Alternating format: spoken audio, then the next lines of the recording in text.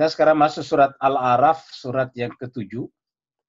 Bapak Ibu sekalian, perlu saya sampaikan, kata Al-A'raf itu, Al-A'raf, kalau di terjemahan Departemen Agama, diartikan dengan tempat yang tinggi. Ya, dari kata Arafa ya'rifu itu juga bermakna mengenal. Al-A'raf itu adalah tempat, atau sesuatu yang kita kenal. Jadi dari kata Arafa ya'rifu, ingat kata ma'rifah. Di dalam Al-Quran, dalam hadis dikatakan, man arafa nafsahu faqad arafa rabbahu.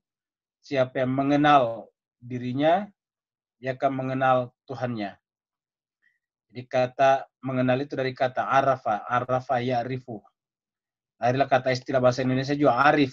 Arif itu adalah orang yang mengenal sesuatu dengan benar, arif dan bijaksana. Nah, jadi al-araf itu adalah bisa diartikan sesuatu yang kita sangat kenal. Sesuatu yang kita kenal semuanya menunjukkan orang itu paling tinggi posisinya dari sisi popularitas. Ingat yang kita sebut orang paling tinggi itu bisa karena tinggi pangkatnya, bisa karena tinggi kekayaannya, tapi bisa juga karena paling dikenal. Tinggi dalam pengertian populer. Semua orang masyarakat, semua anggota masyarakat mengenalnya. Namanya juga terkenal.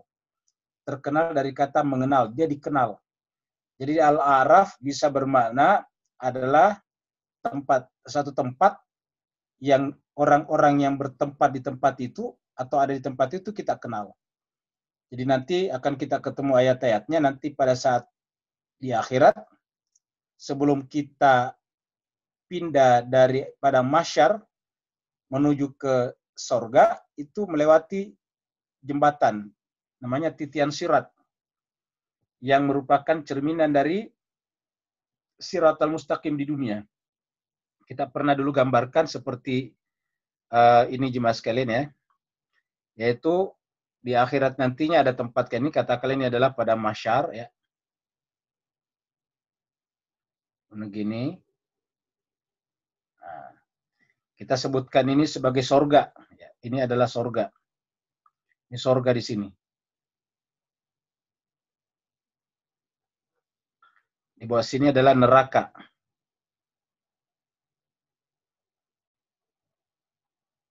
Neraka. Nah, di sini nanti ada jembatan. Ya, ada jembatan di situ. Ya, ada jembatan. Orang-orang di jembatan ini itu lewat. Ya, nanti lewat. Sebelum kita lewat di sana, di sini ada tempat yang tinggi. Di sini ada tempat yang tinggi. Sini.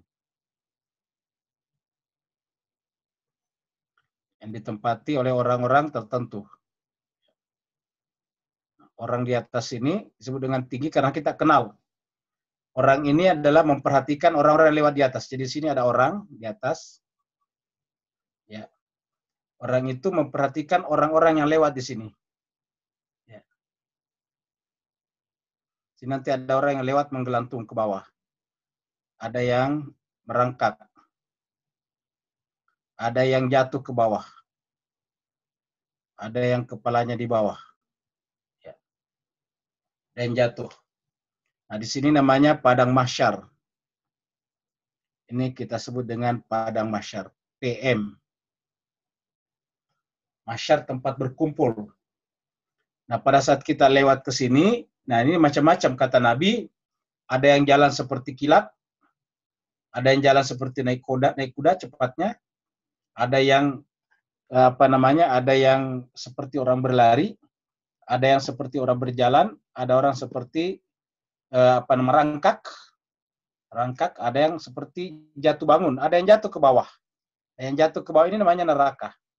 Jadi sebab itulah kita semuanya akan lewat di sini. Nah, kalau lolos sampai di sini, maka masuk ke dalam surga.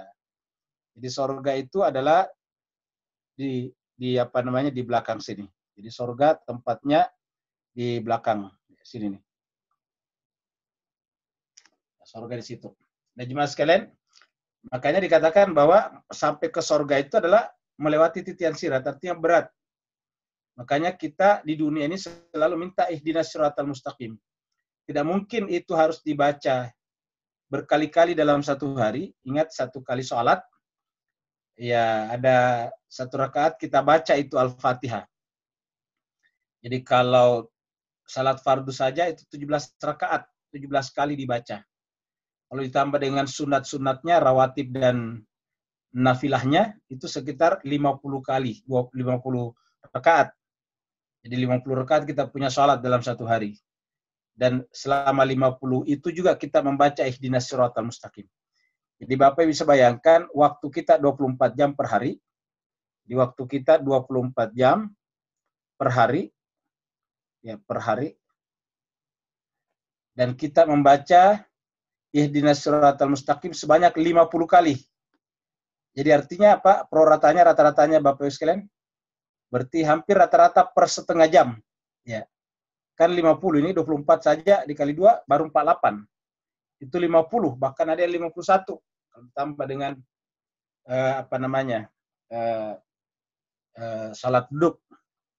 Jadi 50 kali dibagi 24 berarti rata-rata per setengah jam, tidak sampai per setengah jam, per 30 menit. Kita membaca lagi ihdinas siratal mustaqim.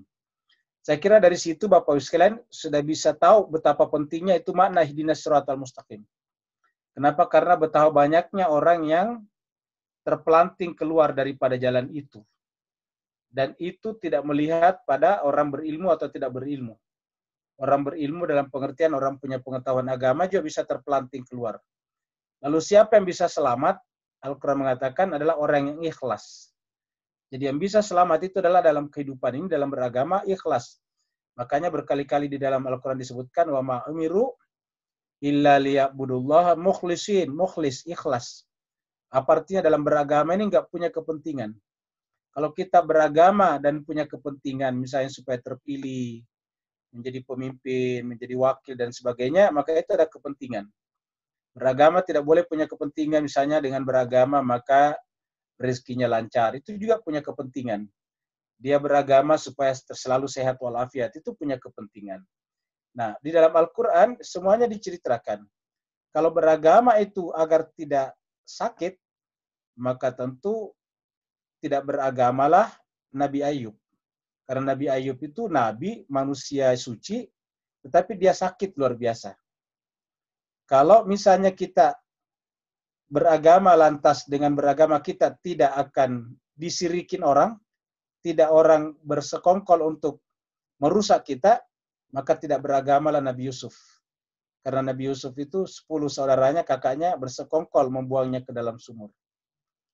Jadi artinya apa Bapak Ibu? Bahwa beragama itu harus ikhlas. Tidak boleh ada kepentingan biar sehat, biar ini, biar itu. Itu nggak usah dipikirkan. Karena beragama adalah wa ma umiru illa liya'budullaha mukhlisin. Karena setiap kita ada kepentingan selain daripada ikhlas, maka itu bisa membuat kita terpelanting, terpeleset, keluar, deviasi, menyimpang dari jalan lurus. Per setengah jam kita bisa terpeleset. Per setengah jam kita bisa terpelanting. Per setengah jam kita bisa distorsi. Per setengah jam kita bisa deviasi. Dan karenanya per setengah jam kita diminta oleh Allah untuk membaca ihdinas siratal mustaqim. Dan dikatakan, didefinisikan apa itu siratal mustaqim? Siratal ladzina an'amta alaihim. Maka kita sekarang belajar mencari siapa itu yang disebut dengan an'amta alaihim. Karena alangkah naibnya apabila kita membaca 50 kali sehari semalam siratal ladzina an'amta alaihim, tapi kita tidak mengenal siapa itu alladzina an'amta alaihim. Bayangkan Bapak Ibu sekalian kalau pergi ke pasar ingin membeli jeruk, tapi tidak tahu yang namanya jeruk. Ya dari rumah dia selalu ulang-ulangi biar tidak lupa. Saya mau beli jeruk, saya mau beli jeruk, saya mau beli jeruk, saya mau beli jeruk. Berjalan dari rumahnya ke pasar, setiap langkah membaca saya mau beli jeruk. Begitu sampai di pasar dia bingung, kenapa tidak tahu yang namanya jeruk. Nah, hal yang sama terjadi pada siratal ladzina an'amta alaihim. Oleh sebab itulah kita harus mengenal siratal ladzina an'amta alaihim itu, dan itulah semuanya dibicarakan dalam Al-Quran. Jadi bisa dikatakan bahwa Al-Quran berbicara tentang orang yang disebut dengan alladzina an'amta alaihim. orang-orang yang Allah berikan nikmat kepada mereka. Al-Quran juga berbicara tentang orang-orang yang disebut dengan al-maghdub dan ad-dallin, orang-orang dimurkai dan orang-orang yang tersesat. Supaya kita bisa berlepas diri dari mereka dan kemudian kita berwala kepada alladzina an'amta alaihim. Nah, itulah kira-kira sekelumit tentang Al-A'raf. Sekarang jemaah sekalian, mari kita membahas surat Al-A'raf ini. Ya. Surat Al-A'raf. Jemaah sekalian, biar Bapak Ibu sekalian lebih gampang, saya keluarkan yang kata per katanya ya, biar kita lebih enak. Jadi kata-kata alif lam mim shad ini ya. Alif lam mim shad ini sama dengan alif lam mim dalam surat Al-Baqarah dan surat Ali Imran. Alif lam mim. Kalau di sini alif lam mim shad. Jadi di sini ada 4 alif lam mim shad. Dan kita sudah terangkan bahwa yang seperti ini bukan kata, tetapi huruf-huruf yang terputus-putus. Jadi harus dibaca satu-satu, satu huruf. Huruf alif, huruf lam, huruf mim, huruf shad. Jadi dibaca alif, lam, mim, shad. Alif, lam, mim, shad. Untuk apa? Kita sudah terangkan bahwa di antara tujuannya adalah memberikan peringatan, warning kepada kita, bahwa setiap selesai huruf seperti ini, huruf muqatta seperti ini, karena itu adalah peringatan, maka di belakangnya selalu yang sangat penting. Apa di belakangnya? Selalu kitab suci. Alif lam mim zalikal kitabu la raiba fi, itu adalah surat Al-Baqarah. Alif lam mim tanzilul kitab dan seterusnya. Jadi di mana-mana kita ketemu huruf muqatta, di belakangnya pasti kitab suci. Yasin wal Qur'anil azim. Jadi Yasin itu juga huruf muqatta'ah. Jadi setiap ada huruf muqatta'ah seperti ini, maka selalu di belakangnya kitab suci. Ini adalah juga kitab. Jadi alif lam mim shad, kitabun unzila ilaika, langsung kitab. Nah, kenapa jemaah sekalian? Karena Allah yang menjelaskan begini. Alif lam mim shad itu adalah huruf. Huruf itu apa? Huruf itu adalah simbol bunyi yang keluar dari getaran tenggorokan kita, lalu kemudian mengambil bentuk setelah terjadi kerjasama antara rongga mulut, lidah, gigi, dan bibir. Rongga mulut, tenggorokan, lidah, gigi, dan mulut, semua dan bibir semuanya adalah benda. Itu benda semuanya membentuknya. Ketika belum sampai di tenggorokan, kira-kira ada nggak alif lam mim shad? Tidak ada. Ya. Coba Bapak Ibu sekalian. Jadi dari dalam sebelum keluar itu belum berbentuk huruf. Kapan dia berbentuk huruf? Setelah melewati tenggorokan. Jadi kalau dari dalam diri kita baca, itu dari dalam belum berbentuk huruf, belum berbentuk ucapan, belum berbentuk bunyi. Nah, kalau dia belum berbentuk bunyi apa? Nah, kita harus lihat di sini. Nah, begitu juga kalau kita membaca dari luar ke dalam, ingat, membaca saja kita baca mushaf sekarang. Yang kita bacakan adalah simbol-simbol ini. Kita baca alif, kita baca lam, kita baca mim, kita baca shad. Itu kan simbol-simbol huruf-huruf. Ketika kita baca ini, kita lihat dengan mata kita, lalu kemudian kita ucapkan sesuai dengan hurufnya, itu kemudian setelah melewati tenggorokan harusnya tidak berbentuk huruf-huruf lagi. Ya, yang hafal dari dalam keluar, nanti setelah melewati tenggorokan baru berbentuk huruf. Artinya apa? Al-Quran itu, jemaah sekalian, ada dua bentuknya. Bentuknya sebagai tulisan dan ucapan, itu adalah makhluk. Ya, karena itu terbentuk dari benda. Suara benda.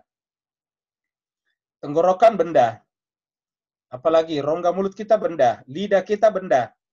Gigi kita benda. Apalagi bibir kita benda semuanya. Materi. Oleh sebab itulah ketika dia keluar dia benda materi. Lalu kapankah dia bukan materi? Ketika dia belum keluar dalam bentuk huruf. Atau ketika kita baca dari luar, kemudian masuk dalam pemahaman, itu menjadi bukan materi. Jadi selama kita membaca Al-Quran hanya huruf-hurufnya saja, maka kita hanya berhenti pada Al-Quran sebagai makhluk, Al-Quran sebagai materi. Dan ketika Al-Quran sebagai materi, kita tidak akan mungkin sampai kepada pemahaman yang benar. Kenapa? Karena pemahaman itu adalah tempatnya di wilayah bukan materi, bukan benda. Nah, jadi itu pengantar sedikit tentang Alif Lam Mim Shad. Kemudian kitabun unzila ilaika. Ya, jadi ini adalah kitab. Jadi kitabun, Al-Quran ini adalah kitab yang diturunkan kepadamu. Ya, jadi ini adalah kitab. Jadi kitabun ini adalah kitab. Jadi kitabun, sebuah kitab. Ini adalah sebuah kitab.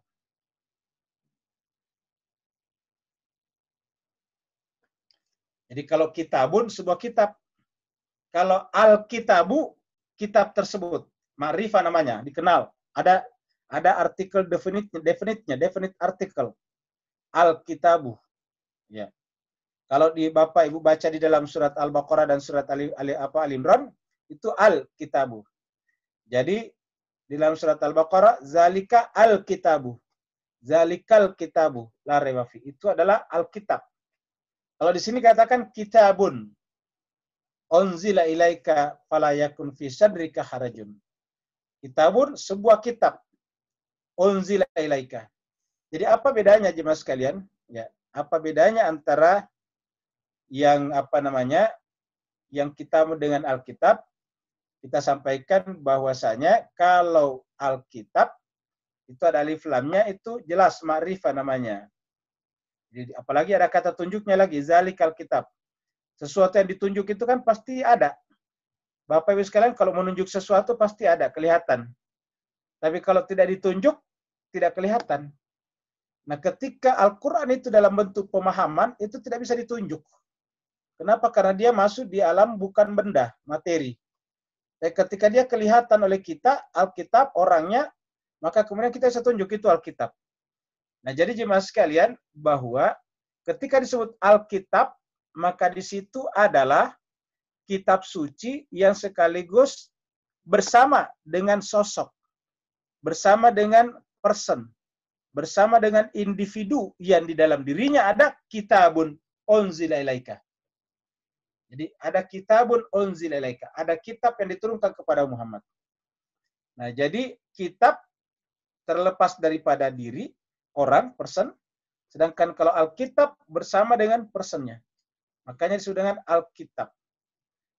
Nah, kenapa? Karena kita katakan tadi, kalau kitabun itu umum. Contohnya sebuah buku. Ya, kitabun. Ya, kitabun. Buku, kita katakan saja buku itu kan umum. Ya, bahasa universal namanya. Di sini dikatakan kitabun, buku, kitab. Unzila ilaika, diturunkan kepadamu.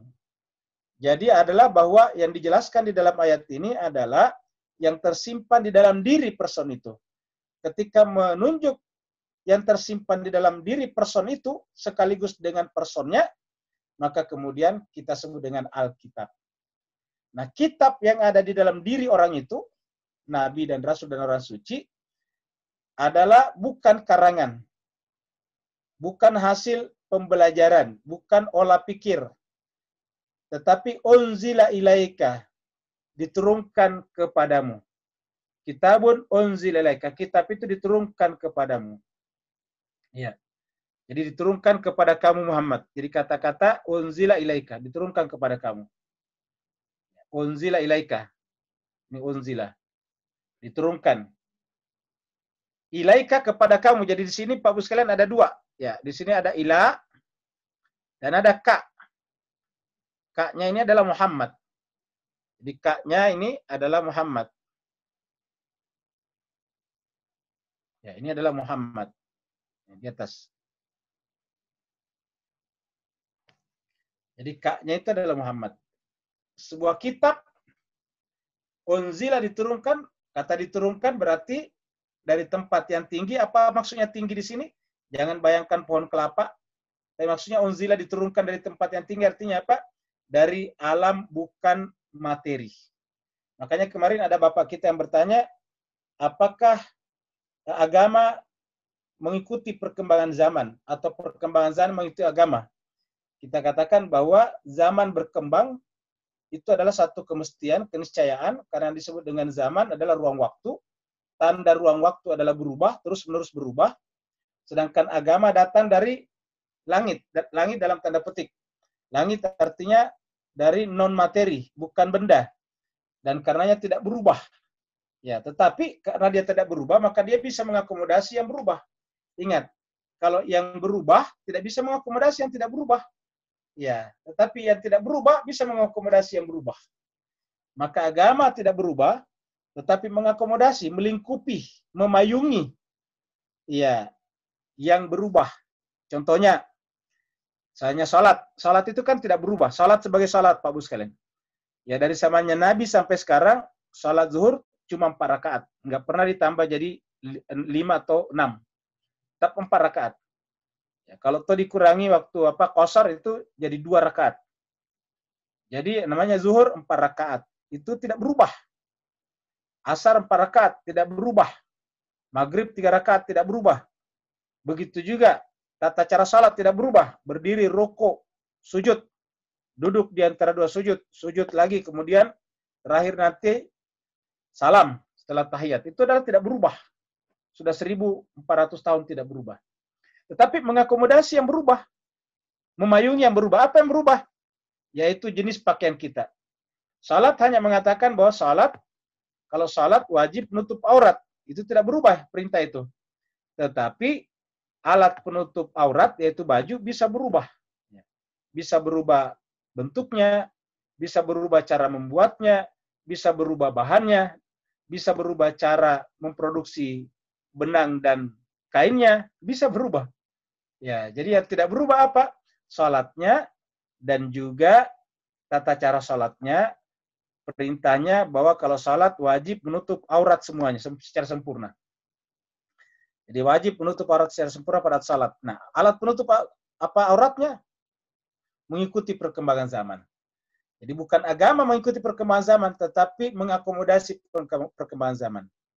Ya, begitu juga misalnya berhaji. Berhaji itu adalah pergi ke Baitullah, berhenti di miqat, kemudian mengganti semua pakaian, lalu diganti dengan ihram. Masuk mengucapkan talbiyah. Tetapi kendaraan yang dipakai berubah berdasarkan perkembangan zaman, mengakomodasi. Ihram yang dipakai juga berubah. Kita lihat kainnya berubah. Ya. Begitulah seterusnya. Jadi yang berubah itu adalah alat-alat ya yang terlibat di dalam agama yang tidak berubah itu. Contohnya misalnya lagi berwudu. Berwudu itu adalah harus pakai air ataukah debu yang suci kalau lagi tayamum. Nah, air itu tidak berubah, harus air dari dulu. Dari dulu sampai sekarang air sama. Tetapi jemaah sekalian, wadah menyimpan air bisa berubah. Jadi dulu orang misalnya pakai puci, ya. Terus kemudian pakai kolam, kemudian sekarang pakai keran. Nah, itu kan berubah. Nah, jadi jemaah sekalian berbahagia, perubahan zamannya kelihatan dari mana? Dari kolamnya, pucinya, lalu atau cereknya, lalu kemudian sekarang kerannya, itu berubah.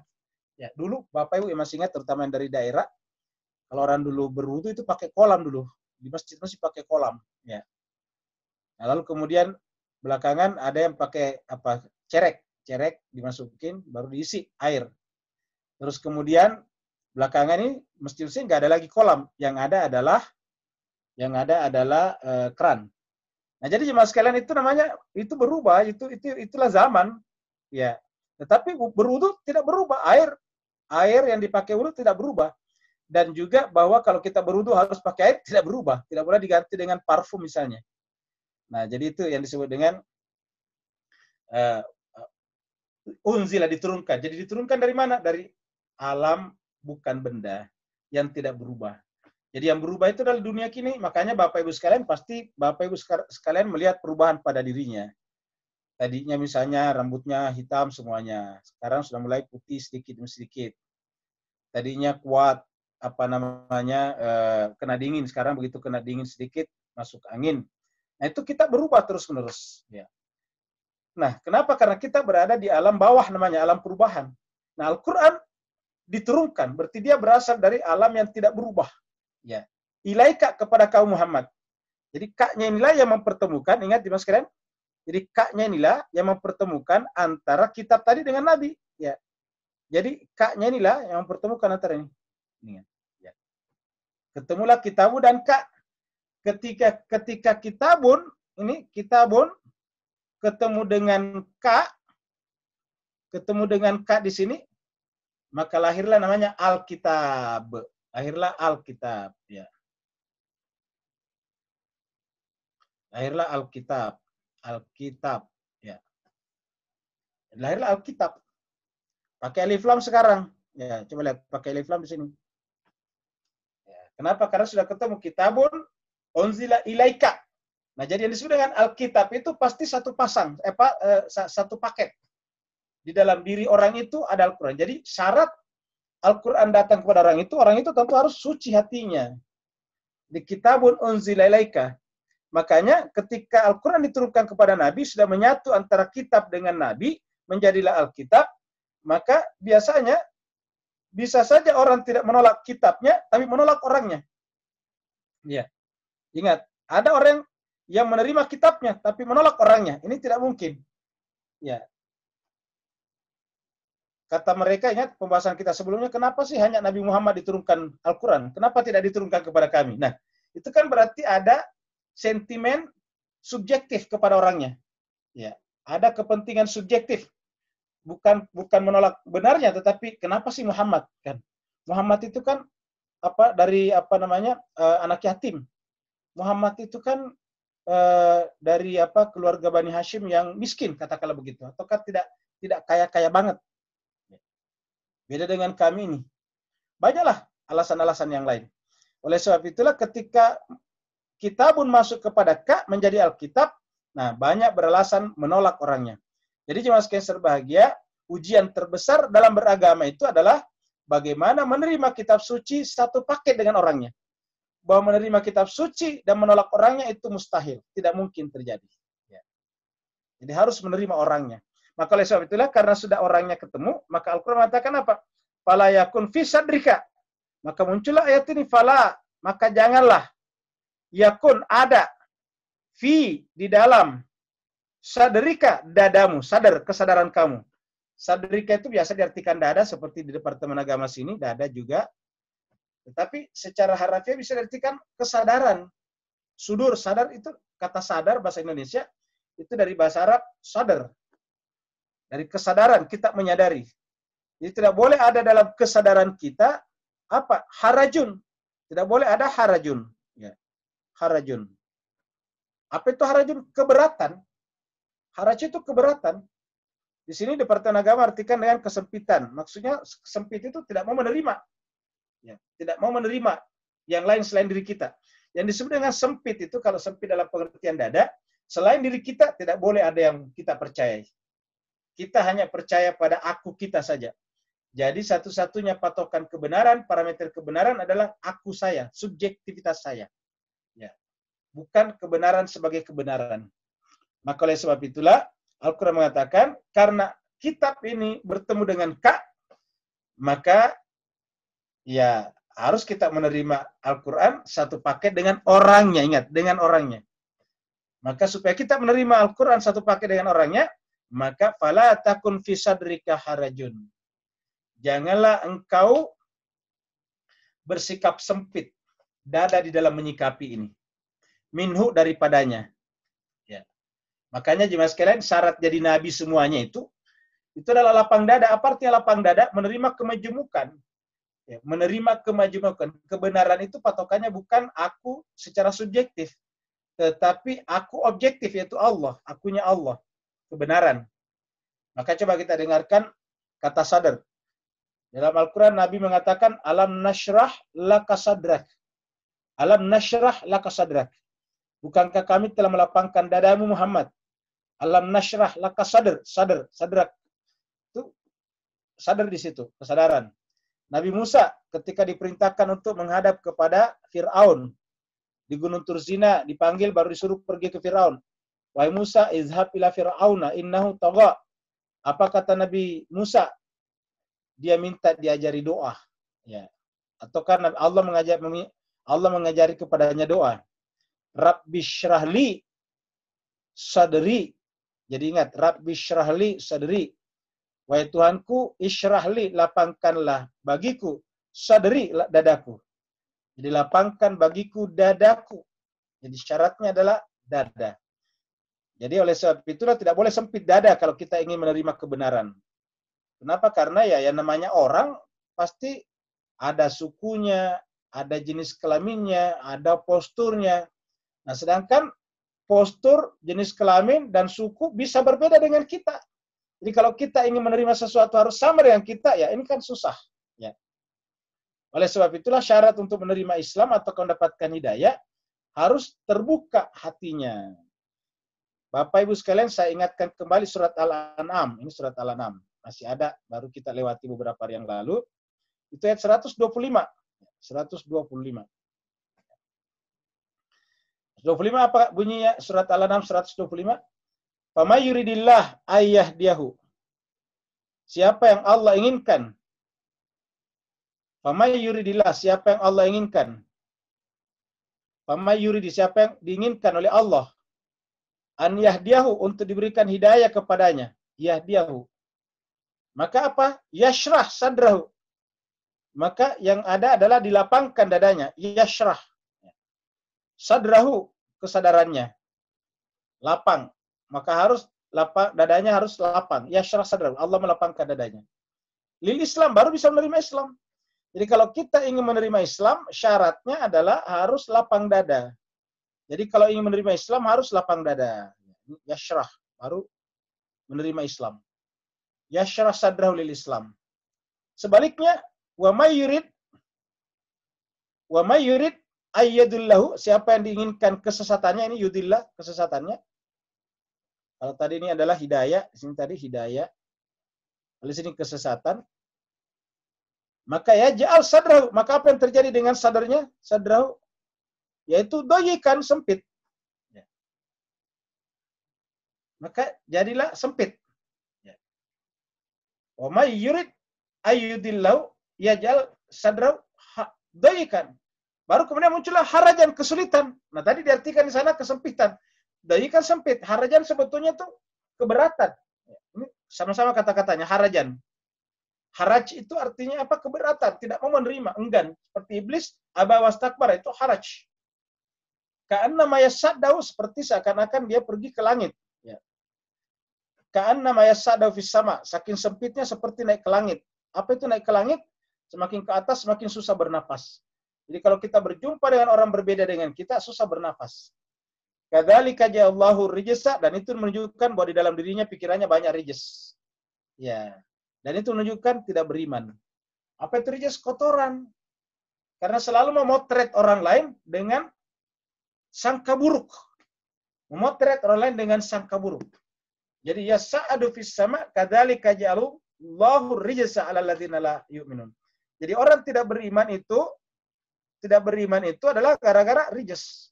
Rijs ini kalau dibawa ke dalam logika namanya falasi, kesalahan-kesalahan dalam berpikir. Jadi jemaah sekalian, itu kita lihat surat Al-An'am. Nah, jadi kita teruskan tadi di sini. Kitabun unzila ilaika fala yakun fi sadrika haraj. Nah, ini tadi haraj muncul di sini. Ya. Haraj di sini. Tadi ada kata haraj juga di sana. Ya. Jadi haraj artinya sebetulnya adalah keberatan. Janganlah keberatan. Jadi banyak dulu orang, Abu Jahal, Abu Lahab, Abu Sufyan sering berkumpul, ketemu bertiga malam-malam di dekat rumahnya Nabi. Sama-sama kemudian ketemu, kamu ada di sini ya, kamu ada di sini ya. Baru berbisiklah mereka, sebetulnya yang disampaikan Muhammad itu benar. Cuma Muhammadnya, kan begitu. Nah itu lihat. Jadi dia, ajarannya sebetulnya dia masuk akal, kata dia. Yang disampaikan itu benar. Kalau kita keterima, Muhammadnya gimana? Dia kan ponakan kita, dia lebih muda dari kita. Masa kita tiba-tiba jadi apa namanya, jadi patuh kepada ponakan kita, kan begitu. Nah, jadi artinya jemaah sekalian, mereka ingin memisahkan antara kitabun dan personalitas tadi itu. Jadi, fala yakun fi sadrika harajun minhu. litunzira. Nah, dengan itu baru muncul peringatan. Jadi peringatan itu diberikan oleh orang yang pada dirinya ada kitab suci. Litunzira. Dengan adanya kitab suci pada diri orang itu, litunzira, memberikan peringatan. Nah, kalau tidak ada kitab suci pada diri orang itu, bagaimana bisa memberikan peringatan? Pasti hanya bercerita saja, bercanda saja, berguyon saja. Agama menjadi guyonan. Tidak bisa lagi dibedakan mana alim ulama dan mana ahli guyon. Jadi agama itu adalah justru memberi peringatan. Litunzira. Bihi, dengan kitab itu. Ingat jemaah sekalian, kalau Bapak Ibu sekalian ikuti sedikit bahasa Arab ya. Saya uraikan satu persatu. Kata taknya di sini, taknya itu menunjukkan kepada Nabi Muhammad. Ini tadi kembali ke sini, ka. Ya. Tak, agar engkau Muhammad. Tunzira. Li-nya agar engkau Muhammad memberi peringatan. Bihi, di sini ada hak hi. Ya. Apa itu hak? Hak itu adalah kata ganti. Dhamir dari apa? Dhamir daripada kitab suci nih. Ini kitabun. Ya. Nah, jadi artinya apa? Antara tak, Anda Muhammad, dan hi, kitab itu tidak bisa dipisahkan. Ya, barulah bisa memberikan peringatan. Jadi, pembawa agama setelah Nabi Muhammad kita wafat harusnya juga adalah orang yang pada dirinya ada Al-Quran secara sempurna. Dan orang yang ada pada dirinya Al-Quran secara sempurna adalah orang suci. Bagi kita ini termasuk seperti saya ini adalah orang-orang yang hanya sekedar mengambil barokah daripada Al-Quran. Karena kita ini bukan orang suci. Kita hanya punya pengetahuan sedikit dan disampaikan. Tapi yang aslinya, yang di dalamnya, yang dalam dirinya itu sempurna, Al-Quran, itu adalah orang yang juga hatinya juga sempurna sucinya. Karena kalau enggak, pasti ada yang tidak klop dengan kitab suci pada dirinya. Kalau ada hawa nafsu.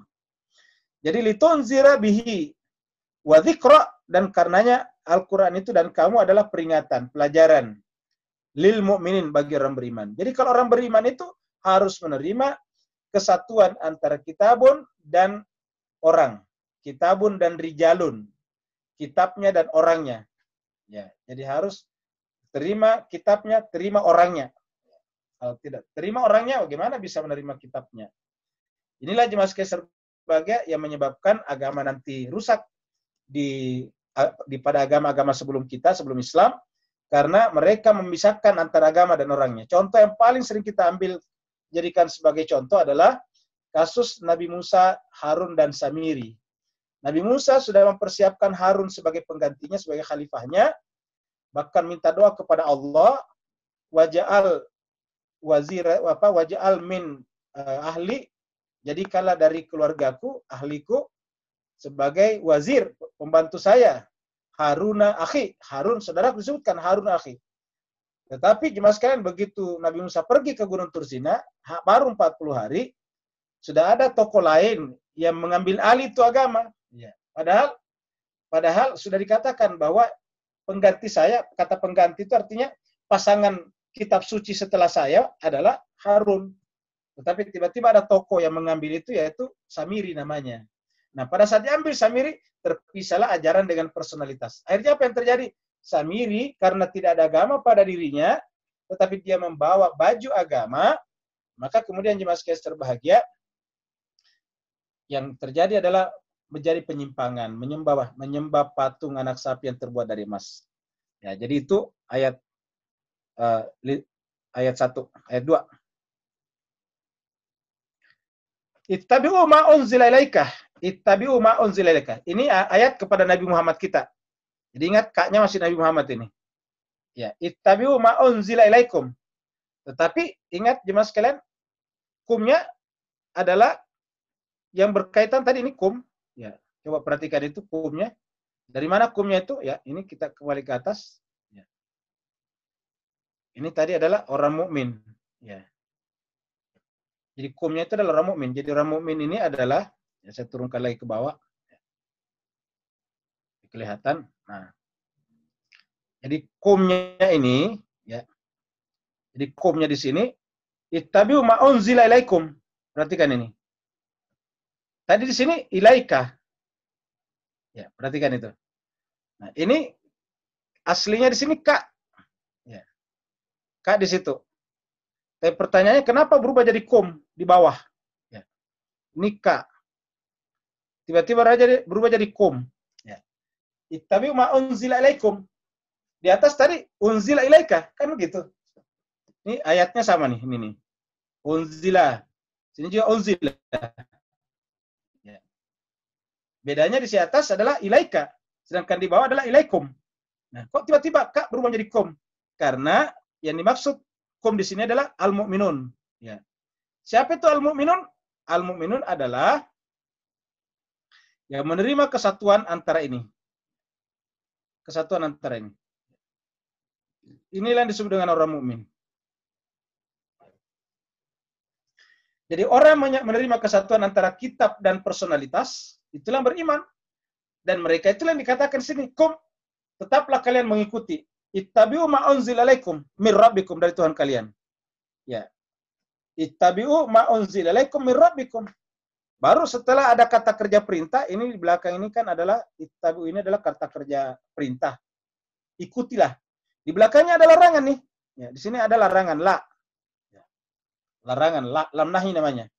Wala tattabi'u, dan jangan mengikuti min duni, selain daripada dia. Ya. Jangan ikuti. Ittabi'u ma unzila ilaika mir rabbikum wala tattabi'u min duni. Apa itu hi-nya di sini? Ya. Apa hi-nya di sini? Kok tiba-tiba ada hi di sini? Ya. Bisa berarti hi-nya selain daripada yang diturunkan kepadamu. Ini. Selain daripada ini. Ya, pasangan ini. Jadi min duni, satu hi-nya di sini sekarang sudah satu pasang. Antara kitab dengan ka itu kan sudah menjadi satu. Jadi kata gantinya hi. Ya. Min dunihi. La tattabi'u min, jangan ikuti selain dia. Jadi yang harus kita ikuti itu adalah orang yang pada dirinya ada kitab suci. Dan itu yang disebut dengan alladzina an'amta alaihim. Orang-orang yang Allah beri nikmat kepada mereka. Jadi wala tattabi'u min duni, aulia sebagai wali. Ya. Jadi aulia dalam Al-Qur'an selalu berbicara tentang apa? Tentang pemimpin keagamaan yang pada dirinya menyatu antara kitab suci Al-Qur'an dengan dirinya. Aulia. Qalilan ma tadzakkarun. Cuma saya kata Tuhan berkaitan dengan konsep ini, qalilan ma tadzakkarun. Sangat sedikit yang bisa mengambil pelajaran di sini. Sangat sedikit yang menyadarinya. Ya. Sangat sedikit berarti kan kita tidak boleh selalu berkata, kenapa kebanyakan orang begini, kan begitu. Karena Tuhan sudah mengatakan qalilan. Ya. Tuhan sudah mengatakan qalilan. Jadi jangan kita mengatakan kebenaran itu bersama dengan banyak, belum tentu. Kebenaran itu bisa banyak, bisa sedikit. Karena kebenaran tidak bertumpu kepada jumlah. Kebenaran tidak bertumpu kepada kalkulasi kuantitatif. Ya. Kebenaran itu adalah kebenaran. Kalau kebenaran bertumpu kepada sesuatu selain dirinya, berarti yang lebih benar adalah tempat bertumpunya itu. Misalnya, kebenaran bertumpu kepada yang banyak. Berarti yang benar adalah yang banyak. Bukan kebenaran itu sendiri. Jadi, oleh sebab itulah, qalilan ma tadzakkarun. Sangat sedikit yang bisa mengambil pelajaran. Wa kam min qaryatin ahlakna. Baru kemudian Tuhan mengatakan, lihatlah umat-umat terdahulu. Kam, berapa banyak. Jadi artinya kita perhatikan. Karena menyimpan tadi dari konsep unitas, kesatuan, atau synchronizing antara kitab dengan person tadi itu, maka terjadilah kehancuran-kehancuran. Ingat, orang-orang yang tidak ada pada dirinya kitab suci, selalu ingin memberikan pembenaran bahwa dirinya kitab suci dengan memegang kitab suci. Rata-rata orang yang seperti itu suka memegang kitab suci. Ya, dalam pengertian bahwa dia mengatakan, inilah saya pegang kitab suci. Ya, konon kabarnya Hitler dulu juga untuk meyakinkan umatnya pakai kitab suci. Saddam Hussein ketika menjelang saat jatuh pakai kitab suci. Juga Donald Trump kemarin ketika terdesak oleh demonstran, kemudian pergi ke depan gereja pegang Bible, kitab suci. Ya begitu ya dulu Muawiyah ketika berperang dengan Sayyidina Ali, terdesak akan kalah, mengangkat kitab suci. Begitulah seterusnya jemaah sekalian. Di dalam Al-Quran dikatakan bahwa tidak semua orang seperti itu adalah benar sesuai dengan yang dipegangnya. Karena apa? Karena dalam Al-Quran dikatakan, wa minan nasi, surat Al-Baqarah ayat 204 dulu kita bahas ini. Wa minan nasi may yu'jibuka qawluhu fil hayatid dunya Dan di antara manusia ada yang menakjubkan kamu kalau berbicara dalam kehidupan dunia ini. Retorik, ya, atraktif, interesting kalau berbicara. Tetapi apa kata Allah? Dan mereka wa yushhidullah ala ma fi qalbi. Dia yang mempersaksikan bahwa dia berbicara atas nama Allah. Ya, dia mempersaksikan kepada orang-orang. Kata yushhidullah itu mempersaksikan Allah. Jadi caranya apa? Seperti tadi, pegang kitab suci. Tapi apa kata Allah? Wa huwa aladul khisam, padahal mereka adalah penentang yang keras, yang nyata. Nah, begitulah sehingga kemudian Al-Qur'an mengatakan, lihatlah, wa kam min qaryatin, betapa banyak negeri. Ya. Wa kam min qaryatin, betapa banyak negeri. Ya. Ahlakna, yang telah kami menghancurkannya, ahlakna, yang telah kami binasakan. Ya, haknya ini adalah kembali kepada karya yang telah kami binasakan. Ya. Wa kam min qaryatin ahlaknaha, yang telah kami binasakannya. Kami telah menghancurkannya. Jadi artinya negeri itu hancur. Ya. Apa sebabnya? Karena ya, melanggar tadi konsep ayat 1 sampai 3 tadi. Faja'aha ba'suna. Maka karena mereka tadi menentang konsep di atas, faja'aha, maka datanglah kepadanya. Datanglah kepadanya, ja'aha, hak itu adalah kepada negeri tersebut, ya, hanya kepada negeri tersebut. Ba'suna, ya, musibah. Ba'su itu adalah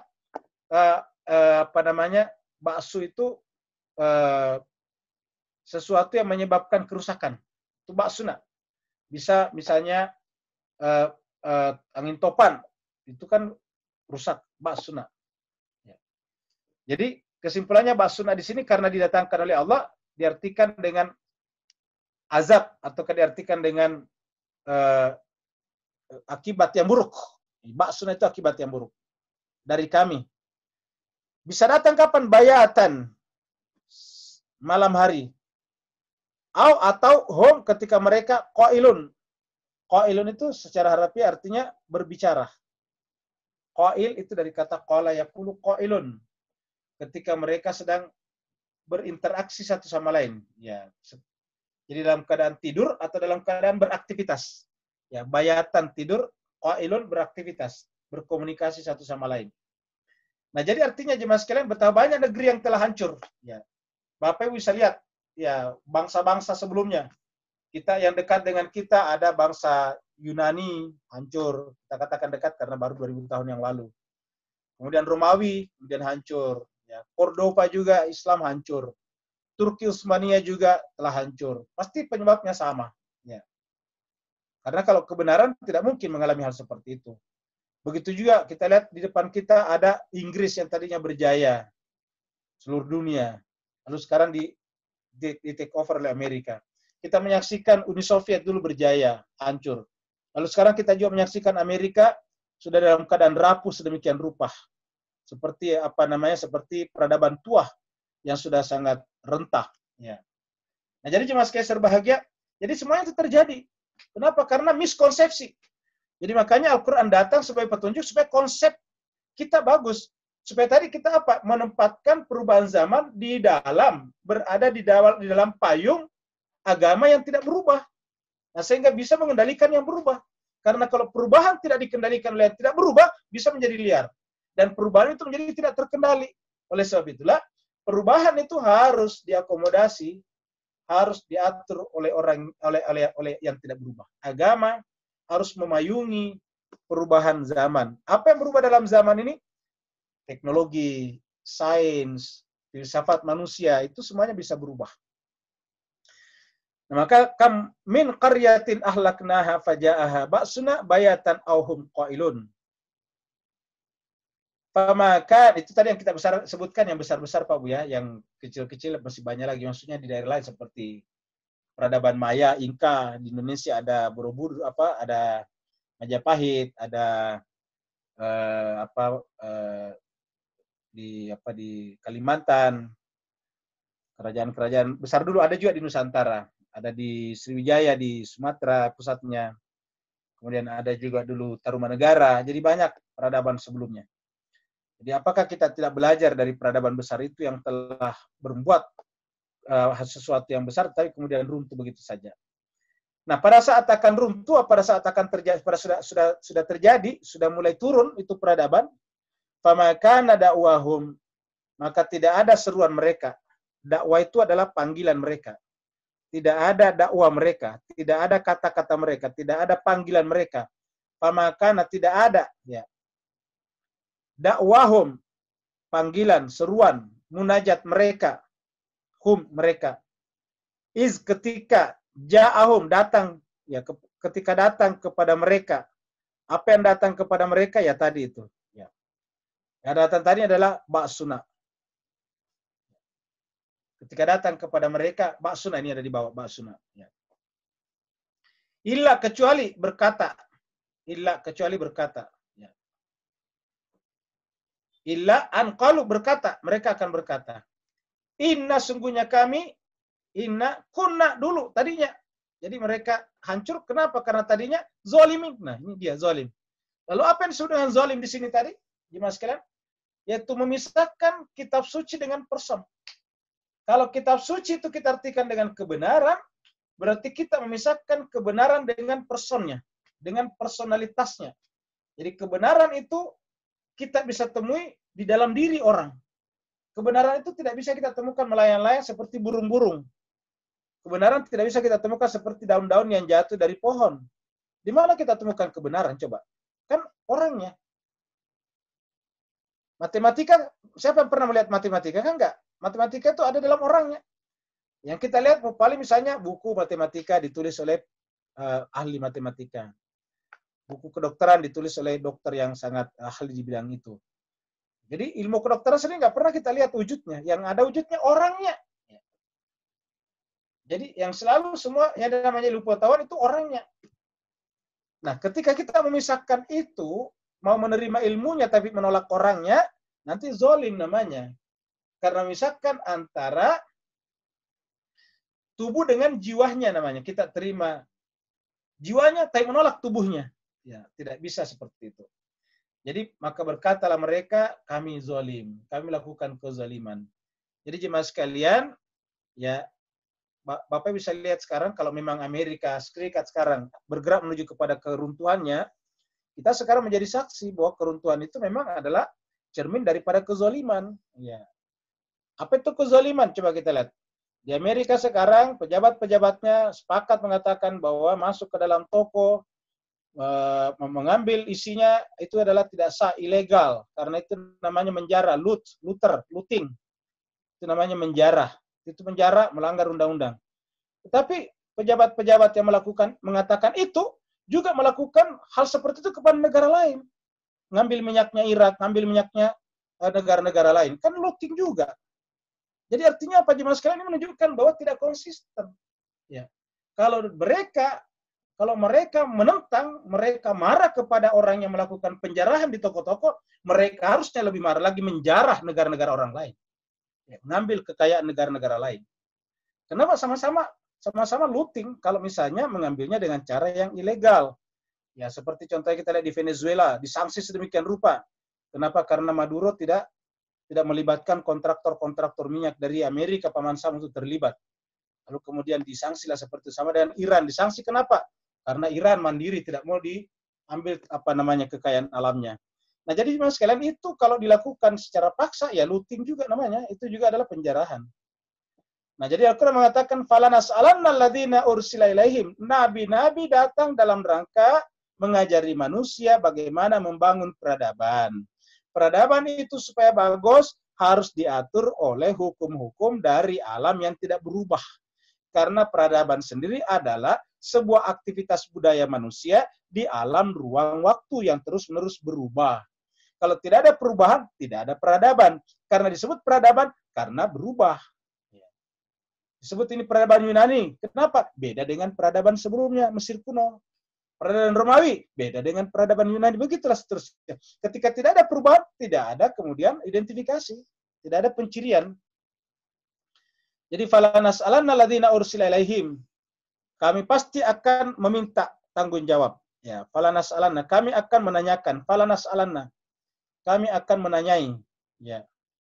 Alladziina ursila, orang-orang yang kami utus. Yang diutus. Ilaihim kepada mereka.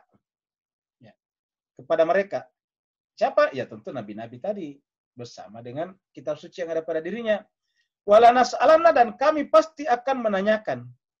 Wala nas'alanna al-mursalin, rasul-rasul. Jadi fala nas'alanna alladziina ursilu ilaihim wala nas'alanna al-mursalin.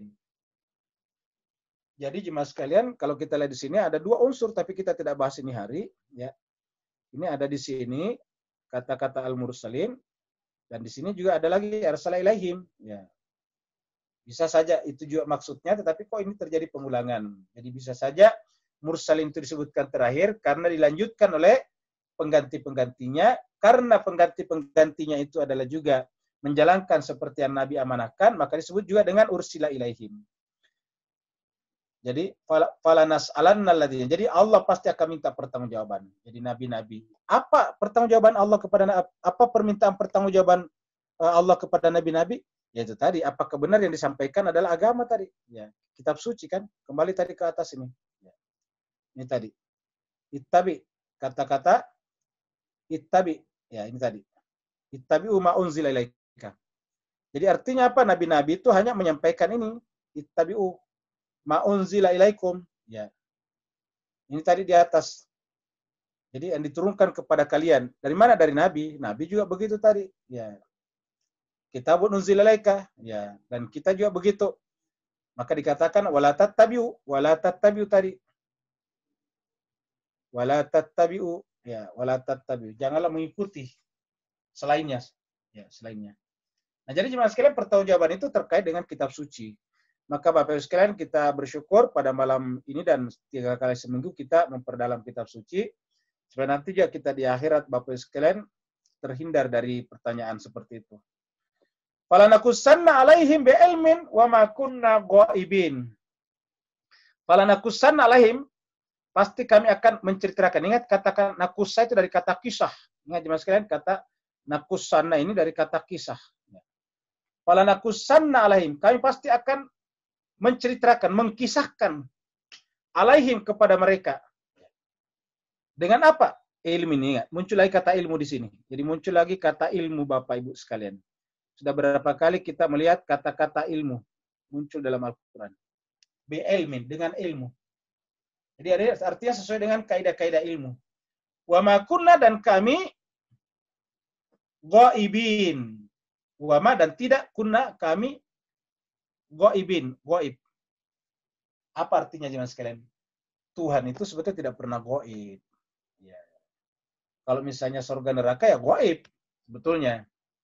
Surga neraka ghaib karena belum ada sekarang. Alam barzah ya ghaib bagi kita. Tapi Tuhan nggak ghaib. Kenapa? Setiap saat kan dia ada. Al-Quran mengatakan huwa ma'akum aina ma kuntum. Allah bersama kalian di mana saja kalian berada. Huwa ma'ahum aina ma kanu. Allah bersama mereka di mana saja mereka berada. Ya.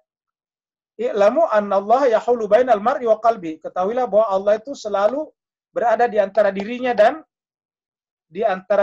hatinya. Itu yahulu bainal mar'i wa qalbi. Jadi selalu ada. Makanya sebetulnya Allah itu tidak pernah ghaib. Ma kunna ghaibin. Ghaib itu hanya pengertian kita. Tuhan sendiri nggak pernah ghaib. Dia ada di mana-mana. Dia selalu bersama. Tidak ada satupun ada kalau Tuhan tidak sedang mengadakannya. Ingat, kalau Tuhan tidak sedang mengadakannya. Jadi artinya apa? Sesuatu yang mengada tidak bisa berdiri sendiri. Selalu ada pihak lain yang mengadakannya, dan itu adalah Allah. Jadi selama sesuatu masih ada, berarti masih ada Allah bersama di sana. Nah, kemudian ayat berikutnya, wal waznu yauma izinil haq. Wal waznu. Ya. Ini perhatikan kata-kata ini. Wal waznu. Waznu itu artinya apa? Wazan, timbangan. Parameter. Jadi parameter nanti di akhirat adalah al-waznu, ini parameter. Wazan, ingat, kalau biasa belajar bahasa Arab ada namanya wazan, timbangan. Pola, patron. Wal waznu, wazan, yaumaizin pada hari itu adalah al-haq. Jadi al-waznu yaumazinil haq. Al-waznu yaumaizin pada hari itu. Apa itu jemaah sekalian? Al-haq. Ya, ini al-haq. Coba Bapak renungkan baik-baik ayat ini. Jadi yang jadi timbangan nanti di akhirat bukan kayak timbangan daging di sini. Kalau bapak, ibu-ibu terutama kalau pergi ke pasar beli daging kan ada timbangannya tuh. Ya, timbangan bayi atau pakai apa itu yang pakai digital, bisa juga digital. Tapi tetap aja barangnya disimpan di situ. Nah, sedangkan berdasarkan ayat ini, timbangan, ya, nanti di akhirat, ini timbangan nanti di akhirat, ya, itu adalah al-haq, kata ayat ini. Jadi timbangannya adalah al-haq. Apa itu al-haq? Ini ingat ya Mas kan? Al-haq di sini pakai alif lam. Ya. Timbangan pada situ al-haq. Jadi patokannya al-haq. Ya. Jadi di dunia sebetulnya orang itu sudah menjadi timbangan. Ya. Ingat, di dunia ini sudah menjadi timbangan. Jemaah sekalian serbahagia. Jadi yang namanya al-haq itu saya katakan tadi tidak jelas kalau tidak ada orangnya. Tidak jelas kalau tidak ada orangnya. Jadi harus ada orangnya. Orang yang pada dirinya melekat sempurna kebenaran disebut dengan al-haq. Sama tadi dengan Al-Quran, Alkitab adalah orang yang melekat sempurna pada dirinya kitabun. Kitabun unzila ilaika. Baru kemudian Alkitab. Al-haq juga begitu. Nah, ketika Alkitab ini atau orang ini berbuat, berkata, perbuatan dan perkataannya itu pasti adalah merupakan cerminan daripada Al-Quran, maka disebut dengan al-haq. Karena al-haq adalah kebenaran atau kebenarnya antara subjek dan objek. Subjeknya adalah kitab suci yang ada pada dirinya, objeknya adalah perbuatan dan perkataannya. Ketika cocok antara Quran yang ada pada jiwanya dan perbuatan-perbuatannya, kata-katanya, upaya hukumnya kepada manusia, maka disebut dengan al-haq. Maka orang itu tidak pernah salah, tidak pernah menyimpan daripada Al-Quran, disebut dengan al-haq. Jadi kalau Bapak Ibu sekalian, saya tunjukkan di depannya seekor sapi. Saya katakan, Bu, itu sapi. Bapak Ibu mengatakan, sapi Pak Ustadz. Nah, itu namanya benar. Artinya apa? Benar antara apa yang saya sebutkan dengan yang Bapak Ibu pahami sebagai sapi. Kayak gitu. Yang dipahami sebagai sapi kan di dalam dirinya, di dalam pikirannya. Terus saya tunjukkan barangnya di luar. Benar. Nah, begitu juga dengan al-haq ini. Makanya jemaah sekalian, Nabi pernah mengatakan namanya al-haq itu adalah ada orangnya. Ya, di antara orang yang pernah disebutkan Nabi al-haq ini adalah Sayyidina Ali bin Abi Thalib. Nabi mengatakan bahwa Sayyidina Ali itu adalah al-haq, wal haqqu ma'aliin. Sayyidina Ali katanya itu adalah kebenaran, dan kebenaran selalu bersama dengan Ali. Ya. Kenapa? Karena tidak pernah ketahuan di mana di mana kekurangannya. Itulah sebabnya jemaah sekalian ketika Muawiyah sangat marah kepada Ali, maka yang dicari-cari kekurangannya adalah orang tuanya. Kenapa? Karena tidak bisa menemukan kekurangannya pada dirinya. Nah, jadi wal waznu yauma idzinil haq. Kebenaran pada saat itu adalah al-haq. Nah, ingat, jadi karena al-haq patokannya berarti patokan berat tidaknya timbangan adalah pada al-haq. Ya. Jadi karena di belakangnya ada kata-kata faman. Di belakangnya ada kata-kata faman. Ya. Faman, maka siapa? Sakulat, yang berat. Ini, sakulat. Mawazinu, timbangannya. Kalau wazan barangnya, timbangan. Jadi beda timbangan dengan mawazin. Mawazin itu hasil timbangannya. Ya. Jadi kalau al-wazan, timbangannya. Mawazin ini sebetulnya hasil timbangannya.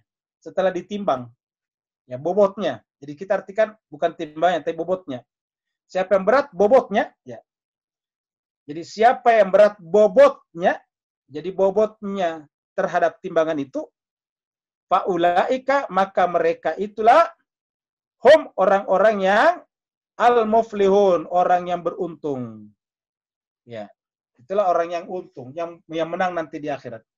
Jadi wal waznu yauma idzinil haq, faman saqulat mawazinu faulaika humul muflihun. Jadi al-haq itu adalah timbangan. Jadi yang disebut dengan saqulat di sini, Jadi yang disebut dengan saqulat di sini adalah kaitannya dengan ini. Kaitannya dengan ini. Ya. Makanya jemaah sekalian, pernah Nabi mengatakan, kutinggalkan kepada kalian dua hal yang berat. Taraktu fikumus sakalain. Sakal, itu dari kata sakulat, sakalain. Kutinggalkan kepada kalian dua hal yang berat, sakulat. Ya. Nah, jadi beratnya perbuatan timbangan itu tergantung kepada berpegang tidaknya kepada al-haq. Faman sakulat. Karena fa ini ada kata fa di sini jemaah sekalian. Fa ini adalah jawab terhadap al-haq. Jadi setelah dikatakan timbangan pada saat itu adalah hak, timbangan pada saat itu adalah maka, jadi kata-kata maka siapa yang keberpegang teguhannya kepada al-haq itu adalah kuat, maka beratlah timbangannya. Nah, begitu. Faulaika humul muflihun, dan mereka itulah yang beruntung. Sebaliknya ayat berikutnya, sebaliknya ya. Waman khaffat, siapa yang khaffat ringan.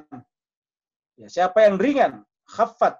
Berarti siapa yang ringan, enteng keberpegangannya kepada al-haq, ya. Maka berarti mawazinnya itu adalah ringan. Khaffat itu ringan. Jadi siapa yang ringan keberpegangannya kepada al-haq, berarti mawazinnya, berarti juga timbangannya juga menjadi ringan. Ya. Karena kalau kita berpegang erat, itu kan menjadi kencang. Longgar, ya berarti khaffat. Kata khaffat itu longgar, ringan. Ya. Jadi siapa yang ringan keberpegangannya kepada timbangan tadi, faulaikal ladzina khasiru, mereka itu adalah orang-orang yang merugikan dirinya. Ulaikal ladzina, orang-orang yang khasiru, rugi. Ya. Inilah yang dimaksud dengan wal asri innal insana lafi khusr. Demi masa manusia dalam keadaan merugi. Kenapa? Karena tidak berpegang kepada al-haq yang merupakan al-waznu yauma idzin, yang merupakan timbangan pada hari itu. Jadi waman khaffat mawazinhu faulaika alladziina khasiru anfusahum. Mereka merugikan, membuat rugi dirinya sendiri. Makanya tadi wal asri innal insana lafi khusr illa alladziina amanu, itu sama tadi di atas. Ya. Peringatan kepada orang beriman. Khasiru anfusahum bima kanu, disebabkan karena mereka itu bi ayatina, terhadap ayat-ayat kami, bi ayatina yazlimun, dia zalim. Siapa ayat di sini jemaah sekalian? Kan harus orang itu, karena ayat ini kan tadi berada dalam diri orang itu. Kalau ayat dalam pengertian tulisan Al-Quran kan nggak mungkin kita aniaya. Ayat Al-Quran ini kan benda mati kalau dalam pengertian tulisan. Tulisannya benda mati. Makanya biasa Al-Quran kalau di kampung itu sudah tidak kepake, berantakan, sudah terpisah-pisah, supaya tidak diinjak-injak orang, ya dibakar, supaya tidak berserakan kemana-mana. Kenapa? Karena kan dia benda. Nah, jadi apa maksud ayat di sini? Ayat di sini adalah orang tadi, dia zalim kepada orang itu. Fungsinya, perannya, haknya sebagai wazan, kita tolak. Haknya, fungsinya sebagai wazan kita tolak, namanya zalim. Ya, pada zaman Nabi Musa, setelah Nabi Musa, maka wazannya adalah Harun, tetapi haknya diambil oleh Samiri, maka disebutlah dengan zalim. Jadi Al-Quran mengatakan faulaika alladzina khasiru anfusahum bima kanu bi ayatina yazlimun, karena mereka itu terhadap ayat kami adalah zalim. Nah, Bapak Ibu yang sangat berbahagia, kalau kita pegang baik-baik ayat seperti ini, kita akan paham apa yang dimaksud di dalam surat yang berbicara tentang fa'amman saqulat Al-Qari'ah, surat Al-Qari'ah. Bismillahirrahmanirrahim. Al-Qari'atu mal-Qari'ah, wa ma adraka mal-Qari'ah. Yauma yakunun nasu kal farashil mabthuthi wa takunul jibalu kal ihnil manfush. Fa'amma man saqulat mawazinuhu fahuwa fi 'aisyatin radiyah.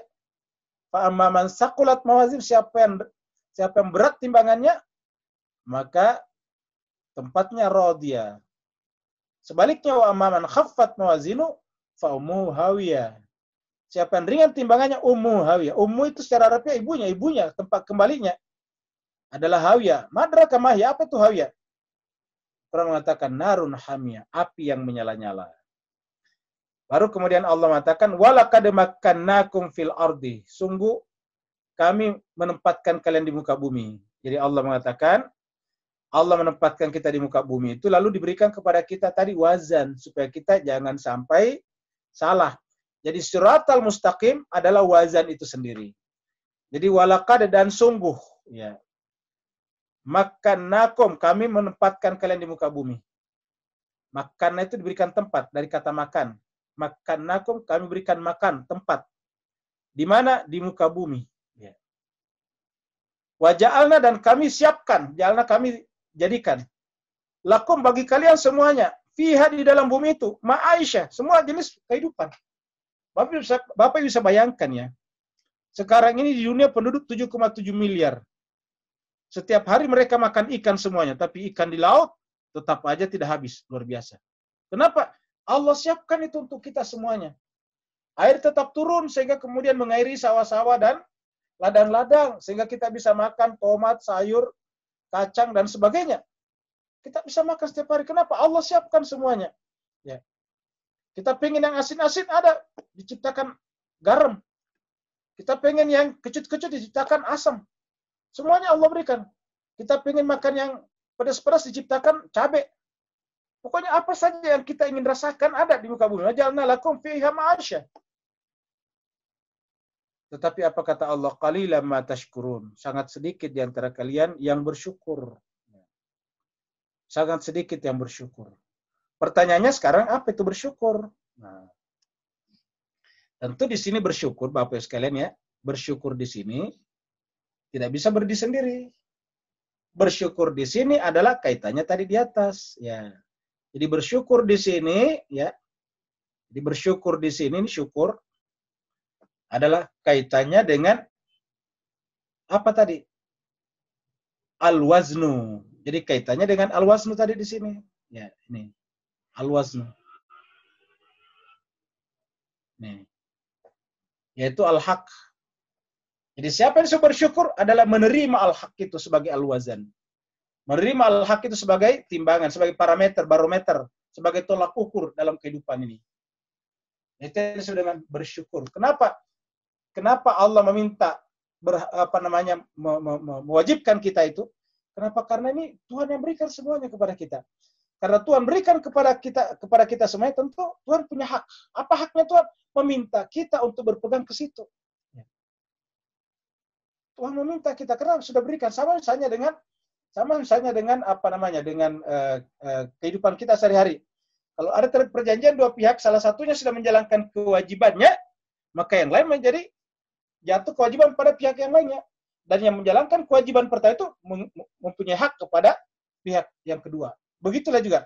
Allah telah menjalankan semua tugas-tugas ilahiyahnya dengan membuat sedemikian rupa alam semesta dan ada bumi yang bisa kita tempati. Semua yang kita butuhkan ada di sana, baru kita diciptakan, lalu kemudian Allah meminta satu saja.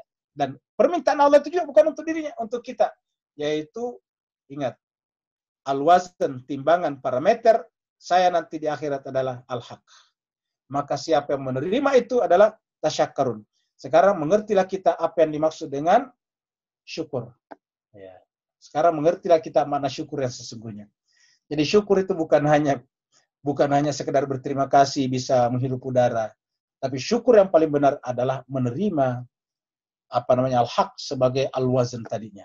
Itulah sebabnya di dalam Al-Fatihah kata-kata yang terindikasi syukur ada di ayat 2 itu alhamdulillahirabbil alamin. Kenapa? Karena di akhir ada kata-kata siratal ladzina an'amta alaihim. Menerima siratal ladzina an'amta alaihim itulah yang disebut dengan syukur yang sesungguhnya. Makanya pada saat kita setelah membaca Al-Fatihah, baca surat, apa yang kita lakukan? Sujud. Setelah rukuk, sujud. Hakikatnya itu kita bersyukur. Iblis tidak bersujud karena berarti dia tidak bersyukur. Lawan daripada syukur apa? Kufur. Di dalam Al-Quran, setiap ada kata syukur, lawannya kufur. La in syakartum la azidannakum wa la in kafartum inna adzabi lasyadid. Fashkuruli wa la takfurun. Selalu syukur, lawannya kufur. Lalu kemudian iblis bagaimana? Ketika Allah mengatakan wa idz qulna lil malaikati isjudu li adama, ingatlah tatkala kami berfirman kepada seluruh makhluk, bersujudlah. Fasajadu, maka bersujudlah ke semuanya illa iblis, kecuali iblis. Kenapa iblis tidak bersujud? Aba wastakbara. Dia enggan dan istikbar. Lalu apa? Wa kana minal kafirin. Nah, jadilah dia kafir. Apa kafir? Lawannya syukur. Nah, jadi Bapak Ibu sekalian, mudah-mudahan kita pada malam hari ini bisa memahami makna-makna wazan, al-haq, syukur, sehingga nanti kita di akhirat ada pertanggungjawaban kepada Allah SWT, bahwa kitab sucinya kita telah pelajari, setelah kita pelajari, dan tugas saya juga menyampaikan ini kepada Bapak Ibu sekalian. Tugas selanjutnya terserah kepada kita masing-masing. Karena Allah berikan kepada kita kehendak bebas, apakah kita ikut atau tidak ikut, itu adalah urusan pribadi kita masing-masing. Yang penting kita sudah siapkan majelis ini untuk sama-sama kita belajar. Semoga Allah SWT membimbing kita untuk senantiasa istiqamah pada al-haq atau kebenaran itu. Ya, selanjutnya Ustaz, pertanyaan dari Bu Meli. Bagaimana ciri-ciri orang yang ada kesempitan dalam dadanya? Sederhana tadi, tidak bisa menerima perbedaan. Jadi kalau orang sempit dada tidak mau menerima perbedaan. Kenapa? Karena yang disebut dengan sempit dada itu patokan kebenarannya adalah subjektivitasnya. Kalau bahasa awamnya hawa nafsunya. Jadi yang menjadi patokan kebenaran itu adalah hawa nafsunya, keakuannya. Ya. Nah, keakuan atau ego ini bisa masuk di dalam macam-macam. Ego itu kan aslinya individu. Tetapi bisa masuk ke dalam golongan, bisa masuk dalam kelompok, bisa masuk dalam suku bangsa. Jadi misalnya, awalnya tuh aku cuma saya saja, aku Rusli Malik, aku. Selain yang berbeda dengan aku, salah, kan begitu. Nah, kemudian bisa masuk ke dalam tempat lain. Selain daripada yang kelompokku, salah. Selain daripada suku bangsaku, salah. Nah, begitu. Selain yang sebahasa Bugis dengan saya, salah. Nah, itu namanya, itu ego sebetulnya. Nah, jadi ketika kita sempit dadanya, maka ukuran-ukuran kebenarannya itu adalah hawa nafsu kalau bahasa awam, kalau bahasa akademiknya mungkin adalah subjektivitas pribadinya. Nah, makanya ini yang harus dihilangkan. Makanya Bapak Ibu jemaah sekalian, kalau kita baca tadi Pancasila itu semuanya universal, itu dari atas tuh, ya. Kata ketuhanan, kata kemanusiaan, adil, beradab itu universal, persatuan.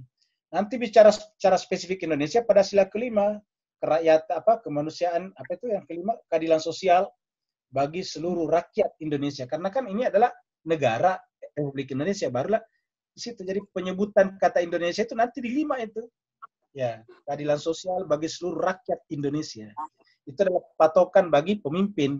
Bahwa namanya pemimpin itu bukan untuk wilayahnya saja, tapi untuk seluruh Indonesia. Kalau kemudian negara ini dibagi atas provinsi, daerah, itu kan untuk memudahkan saja administrasi dan manajemen, bukan untuk memperkecil Indonesia, bukan untuk mereduksi Indonesia identik dengan satu suku bangsa tertentu. Kira-kira begitu. Pertanyaan dari Pak Dokter. Ya. Belum jelas arti haras, mungkin haraja kali Ustaz, yang bisa mengandung sempit atau sedikit dalam mengambil pelajaran atau ilmu yang diberikan oleh Rasulullah. Untuk ayat 8, apakah tolak ukur timbangan hanya pada kebenaran saja? Untuk keburukan tidak ditimbang ya Ustadz. Untuk ayat 2, tentang kata haraja mungkin Ustadz, yang berarti sempit atau sedikit mengambil pelajaran atau ilmu. Mohon penjelasan lebih lanjut Ustadz. Demikian pertanyaan dari Pak Dokter. Ya, jadi jemaah sekalian, kata haraj ini, harajun, atau di sini haraj. Ya. Jadi kata haraj ini artinya sebetulnya tadi kita terangkan itu keberatan. Ya, walaupun diartikan di sini adalah kesempitan. Kalau di surat Al-An'am 125, haraj, kesempitan diartikan doyiqan. Wa may yuridillah ayudillahu yaj'al lahu doyikan, yaj'al sadrahu doyiqan. Doyikan baru kemudian harajan, doyikan harajan. Jadi kalau di sini adalah haraj, keberatan. Artinya apa? Kata keberatan memang dari asal katanya berat. Berat menerima. Jadi ingat, keberatan itu berat. Berat menerima orang yang berbeda dengan dirinya. Berat menerima orang yang berbeda agamanya, berbeda mazhabnya, berbeda keyakinannya, berbeda bahasanya. Itu namanya haraj. Ya. Dan Al-Quran mengatakan di sini, jemaah sekalian, itu dilarang kita. Jadi penyebutannya di sini adalah fala yakun fi sadrika. Jangan. Ini kan larangan. Jadi artinya kalau kita menjadi haraj, itu melanggar Al-Quran namanya. Apa namanya haraj tadi? Sempit, keberatan menerima orang lain. Berat. Ya. Keberatan. Fala yakun fi sadrika harajun. Janganlah di dalam diri kalian ada haraj. Ada rasa keberatan menerima yang lain. Ya seperti itu. Litunzira bihi wa dzikra lil mu'minin. Lalu kemudian tadi di ayat 8 tadi, ayat berapa tadi itu Pak Dokter bilang?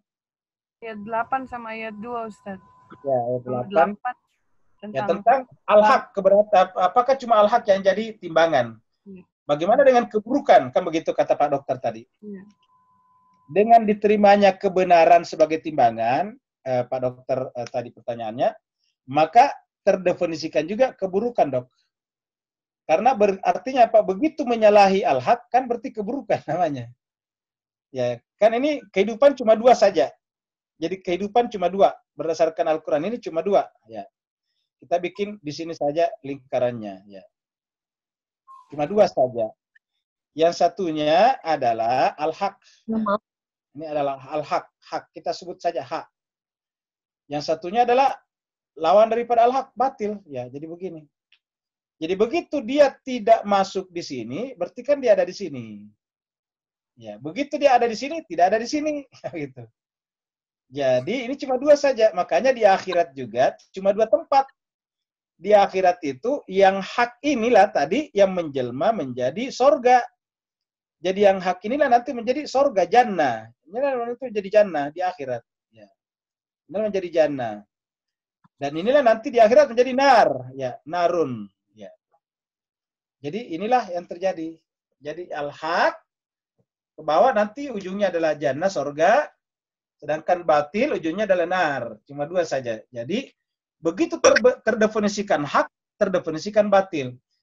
Begitu terdefinisikan terang, terdefinisikan gelap. Jadi gelap tidak bisa berdiri sendiri, begitu ya batil. Jadi yang tidak terkena cahaya disebut dengan gelap. Yang tidak menerima kebenaran namanya kebatilan. Begitu.